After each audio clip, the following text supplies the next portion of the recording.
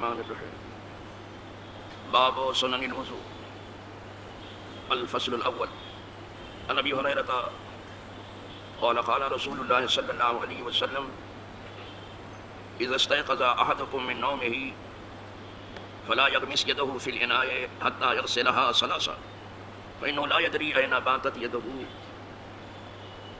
متفق علیہ. وعنہ قال قال رسول اللہ صلی اللہ علیہ وسلم اذا استيقظ احدكم من منامه فتوضأ فليستنصر ثلاثا فإن الشيطان يبيت على خيشومه متفق علیہ. وقیل لعبد اللہ بن زید بن عاصم کیف کان رسول اللہ صلی اللہ علیہ وسلم یتوضأ. اب یہ حدیث قدر طویل ہے، نہیں پڑھوں گا. آج کے دن میں نے جو وضو کی سنت ہے اس کا بیان شروع کیا. یہ دنیا علم کتنی وسیع ہے، خدا جانے میں کب سے بیان کر رہا ہوں، ابھی وضو کی سنت تک پہنچا ہوں.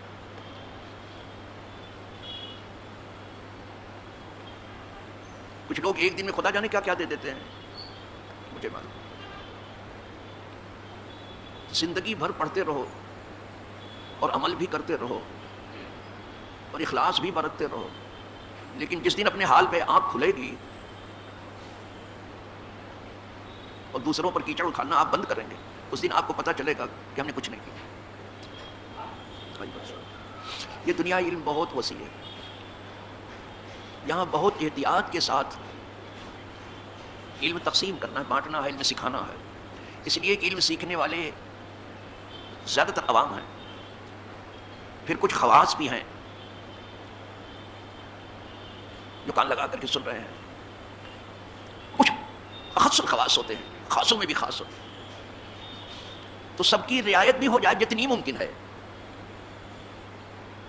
اور کوئی فتنہ بھی نہ اٹھے. ہر بات عوام کے سامنے نہیں لائی جا سکتی، فتنہ ہو جائے گا. اور ہر بات عوام سے چھپائی بھی نہیں جائے گی کہ وہ ضروریات دین بھی نہیں جان سکیں گے. بہت محتاط ہونا ہے اس میں.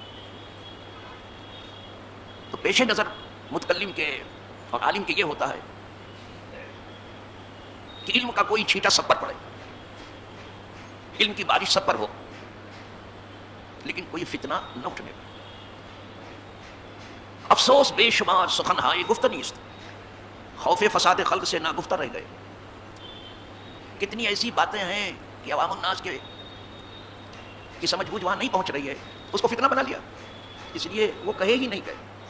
آخر تو حضرت ابو ہریرہ کچھ بیان کرتے تھے، کچھ نہیں بیان کرتے تھے. وہ کہتے تھے یہ بیان کر دوں تو میری گردن ہی کاٹ ڈالی جائے گی. تو کچھ لوگ آج اس کے در پہ ہیں کہ جو کتاب میں لکھا میں تو سب بیان کروں گا.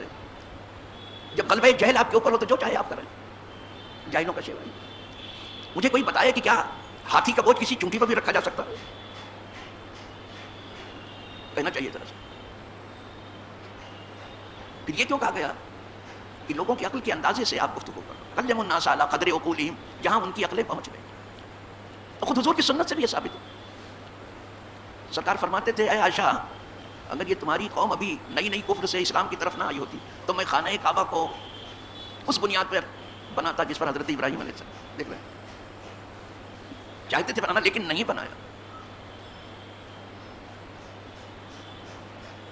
یہ وہی کر سکتا ہے جو امت میں تفرقہ نہیں چاہتا.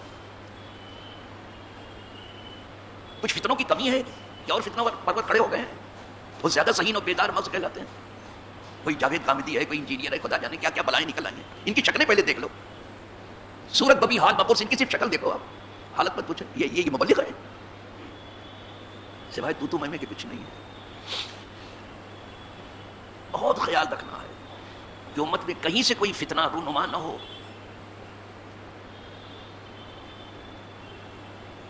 اور اسلاف کو برا نہ کہو، اسلاف سے ہو کر کے ہی دین ہمارے پاس آیا ہے، انہی اسلاف سے دین ہمیں ملا ہے. کیونکہ ہم براہ راست مشکات نبوت سے علم نہیں حاصل کر سکے. یہ تو جو ہمارے بزرگ اسلاف ہیں، علماء ہیں، محدثین ہیں، مفسرین ہیں، اولیاء ہیں، اوتاد ہیں، ابدال ہیں، نجبا ہیں، نقبا ہیں، یہ تو سب بہت اونچی چیز ہے، بہت بڑے ہیں.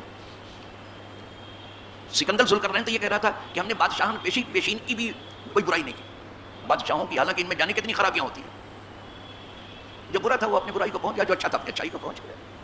اب آپ لے کے بیٹھے ایسے تھے, آپ ایسے ہو, ہو آ کبھی دیکھا جھانک کے اپنے آپ کو, آپ اپنے بارے میں بتاؤ آپ کیا ہو. ہم آپ سے آپ کے بارے میں سننا چاہتے ہیں, آپ کیا ہو. کچھ نہیں, کچھ نہیں ہو. شخصم بچش میں عالمیاں خوب منظرست بس خود خوف سے بات نم سر خجلت میں آتا. میرا تشخص, میرا سراپا لوگوں کی نگاہ میں بڑا بھلا دکھائی دیتا ہے, لیکن جب میں اپنے باطن کو خود جھانک کے دیکھتا ہوں تو مجھے لگتا ہے مجھ سے برا دنیا میں کوئی ہے. یہ بہت اچھے بن کے بیٹھے ہیں, پہلے اپنا چہرہ آئینے میں دیکھو کیا کیا. چلو سنت تک اللہ نے پہنچایا ہے. سیکھیے, سنت کے معنی ہے طریقہ, راستہ, روش. سنت کس کو کہتے ہیں؟ راستہ, طریقہ, روش. سنت کی جمع سنن ہے. یہ سنت ہے تو سنن کہلائے گا. یہاں باب جو باندھا ہے سنن الوضو, وضو کی سنت ہے.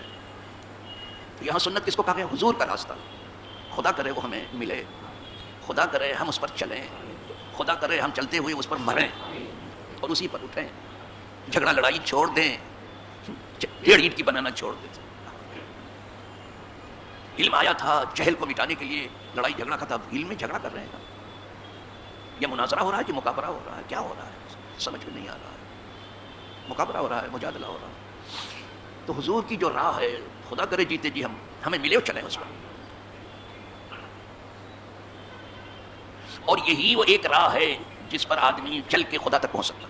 یہ بھی آپ کو بتا دوں, سنت ہی ایک راہ ایسی ہے جس پر چل کے آدمی خدا تک پہنچ سکتا.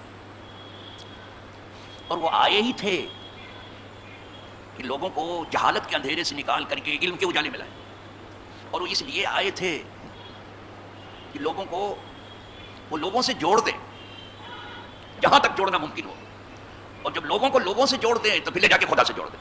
وہ اس لیے آئے تھے. تو وہ چیز پیش نظر ہونی چاہیے.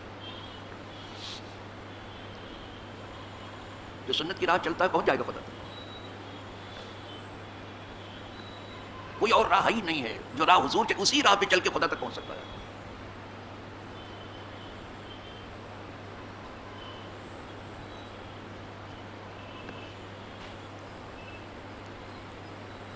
محالست سادی کی راہ سفر, تمام یافت جز در پائے مصطفیٰ. مصلح الدین شیخ سعدی شیرازی رحمۃ اللہ علیہ کہتے ہیں ناممکن ہے, محال ہے یعنی ناممکن ہے کہ صدق و صفا کی راہ بغیر حضور کے پیچھے چلے طے ہو جائے. ناممکن ہے. بس بھیک مانگو کہ حضور کے پیچھے چلنا نصیب ہو جائے. وہ سنتوں کے حوالے سے ہوگا. چلو تھوڑا سا کہہ دیا میں نے سب کے لائق. جہاں تک ممکن ہو جھگڑے کو ختم کرو, اور جہاں تک ممکن ہو وہ صلح و سلام کا ماحول بناؤ. یہ سچ ہے. اس دنیا سے افتراق و انتشار کو ختم نہیں کیا جا سکے گا, لیکن کوشش تو کی جائے. اگر یہ نہ بھی ختم ہوا تو کوشش کا ثواب تو ملے گا نا. یہ اچھی کوشش ہے, کوشش تو کرو. اور ہمارے ہاتھ ہے بھی کیا کوشش کے سوا, کرنا تو سب قدرت کو ہے, وہی کریں. پہلی فصل آ رہی ہے جو بخاری مسلم سے زیادہ تر آتی ہے. جناب ابو ہریرہ سے ہے کہ انہوں نے کہا, فرمایا رسول اللہ صلی اللہ علیہ وسلم نے کہ جب تم میں سے کوئی اپنی نیند سے بیدار ہو تو اپنا ہاتھ برتن میں نہ ڈالے. دیکھا آپ نے, اپنا ہاتھ جب نیند کر کے اٹھے تو اپنا ہاتھ برتن میں نہ ڈالے. حتیٰ یغسلھا ثلاث, یہاں تک کہ 3 بار دھو لے اپنے ہاتھ کو. دیکھ رہے کیا طہارت. اب دنیا میں طہارت سکھا رہی ہے کہ سینیٹائز کرو. کیا سینیٹائز, کیا سکھا رہے ہو آپ, کیا سینیٹائز کر رہے ہیں. ہمارے یہاں تو یہ روز ہوتا ہے, ہر وقت ہوتا رہتا ہے. تم سینیٹائز کرو. ٹھیک سے پانی لینا نہیں جانتے ہو بیت الخلا میں, تم سینیٹائز کرو, گندے لوگو. یہاں تو طہارت کے سوا کچھ ہے ہی نہیں. سینیٹائز کرو. دیکھ رہے ہیں, سو کے اٹھو جب بھی ایسے برتن میں ہاتھ میں ڈالو جس میں پانی ہو. حضور پھر فرماتے ہیں آگے, وہ بھی ایک بار نہیں 3 بار دھونے کو کہا ہے. اچھی طرح سے ہاتھ دھو. یہ سینیٹائز اچھی طرح سے کرو, صرف نام کی سینیٹائز نہیں ہے, اچھی طرح سے ہاتھ دھو. کیوں؟ فإنه لا يدري أين باتت يده, اس لیے کہ سونے والے کو کیا معلوم کہ اس کا ہاتھ سوتے میں کہاں پڑا تھا. سوتے میں کہاں ہاتھ پڑا کسی کو معلوم نہیں. سو کے اٹھو جب بھی, سنت ہے, اچھی طرح سے ہاتھ دھو. اب تو یہاں آپ جو ہے برتن سے وضو نہیں کر رہے ہیں, نل سے کر رہے ہیں تو نل کھول دیتے ہیں. ہر جگہ نل نہیں ہے, سمجھے, برتن میں پانی لینا پڑتا ہے. تو ہاتھ اچھی طرح سے پہلے دھو لو, پھر برتن کو چھو, ہاتھ لگاؤ. ہم لوگ گھڑے سے پانی لیتے تھے لوٹے میں، پھر لوٹے سے وضو کرتے تھے، وہ سکھا دیا اس نے. چلو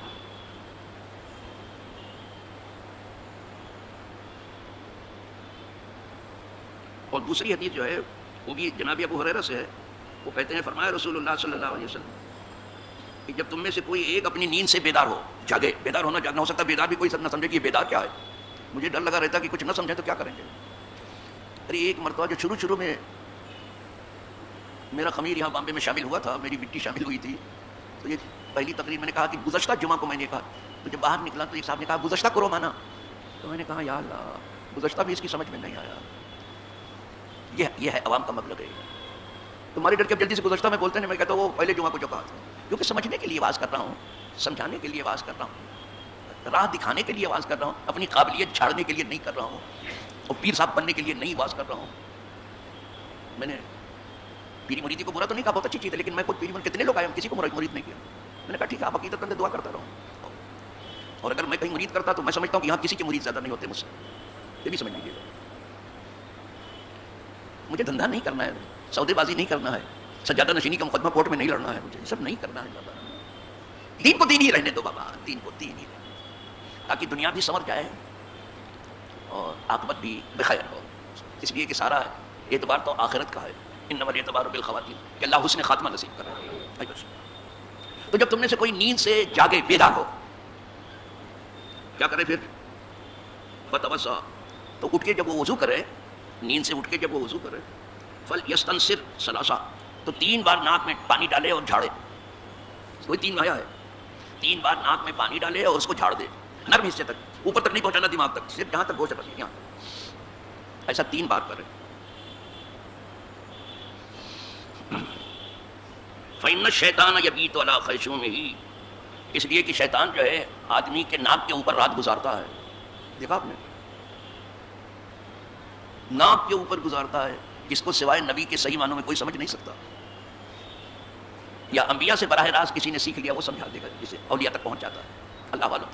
ورنہ کوئی جلدی سے اس کا مطلب نہیں کہ کیسے رات گزارتا ہے. آدمی کے ناک کے اوپر شیطان رات گزارتا ہے. اسی لیے بہت سے علماء نے یہاں جوا رکھ دیا کہ اللہ جانے یہ کیسے شیطان رات گزارتا ہے ہماری ناک پر، اللہ جانے اور اللہ کا رسول. اور بڑی سلامتی کے راہ چلے گئے وہ. لیکن کچھ لوگوں نے کہنا چاہا کہ حضور شاید یہ کہنا چاہ رہے ہیں کہ آدمی سو جاتا ہے، شیطان کا فتنہ نہیں سوتا. یہ بتا رہے ہیں بالکل ناک کے قریب سانس لینے کی جگہ پر ہر سانس میں فتنے کا خطرہ ہے. سوتے میں آدمی سو جاتا ہے، شیطان کا فتنہ نہیں سوتا ہے. وہ سوتے میں بھی آپ پر حملہ کر رہا ہے، جاگتے میں تو کرتا ہی ہے، سوتے میں بھی نہیں چھوڑتا. اور ایک گرا نہیں 3 گرا لگاتا ہے. اچھا اٹھو سیدھے. تو اسی لیے جلدی سے کوئی نماز میں نہیں آ پاتا، بجٹ میں بڑی تگڑی گرا لگاتا ہے، کس کے باندھتا ہے. مجازے چلے آئے، اتنا سستا نہیں ہے. لیکن جو بندگان قدسی ہیں وہ جب اٹھتے ہیں تو بغیر ذکر کیے لیٹتے ہی نہیں ہیں. بیٹھ کے ذکر کرو، لیٹ کے ذکر کرو، کھڑے ہو کے ذکر کرو، لیٹتے ہیں. جہاں ذکر کیا گرا کھلی، پھر ذکر کیا پھر کھلی، پھر ذکر کیا پھر کھلی. وہ کھول ڈالتے ہیں ساری گرہیں. شیطان کا کام گرا لگانا ہے، بندے کا کام اللہ کا نام لے کے گرا کھول ڈالنا. بندہ کھول ڈالتا ہے سب. اور جو دھواں دھار سو گیا ایک ہی بار میں تو کیا کھولے گا بیچارہ. خیر بمبئی والے تو رات کو سونا جانتے ہی نہیں. انہوں نے رات کو دن بنا لیا ہے اور دن کو رات. یہ افسوسناک ہے. حالانکہ اللہ نے رات آرام کے لیے بنائی اور دن کام کے لیے. لیکن اب یہاں رات کو بھی کام کرتے. کہا یہ کیا کہا نائٹ ڈیوٹی ہے. تو پتہ نہیں رائٹ ڈیوٹی ہے کہ نائٹ ڈیوٹی، خدا جانے کیا ہے. نائٹ دن بھر کام کر کے کچھ نہیں حاصل، اب رات کو بھی کر رہے ہیں. حد یہ کہ عورتوں کو کام کر نائٹ ڈیوٹی پر لگا دیا. ان کے بچے ہیں، ان کو کھانا پکانا ہے، ان کو اپنے شوہر کی خدمت کرنی ہے، بچوں کی خدمت کرنی، ان سے بھی نائٹ ڈیوٹی.